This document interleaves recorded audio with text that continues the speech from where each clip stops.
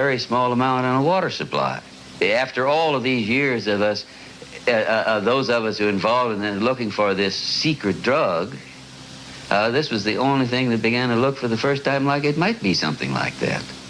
So MK Ultra was one of the hardest programs for me to wrap my head around because it's a lot of subset programs. And I was really surprised that Brad Martin knew about MK Ultra. People think that research people are crazy for talking about MK Ultra, mind control. Even if they acknowledge that existed, they go, oh, well, that ended in the 70s. That's a crock of shit. And perhaps the world's only hope of stopping a sinister assassination plot. The movie that I did involving that topic was Zoolander. The fashion industry has been behind every major political assassination over the last 200 years. I mean, at the time, I was making a comedy and I had no idea what I was involved with. But now looking back on the movie, I'm blown away at just the propaganda. Doesn't anyone notice this? I feel like I'm taking crazy pills!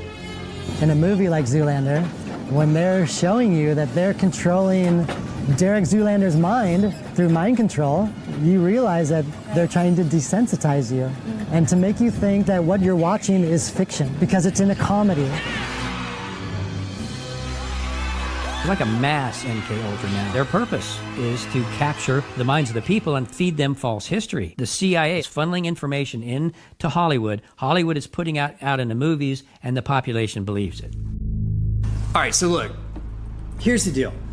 They have been desensitizing us since we were born, and I'll give you some examples. Let's start with the big one. Let's start with words we hear all the time and never even think about. Let's start with the word entertainment.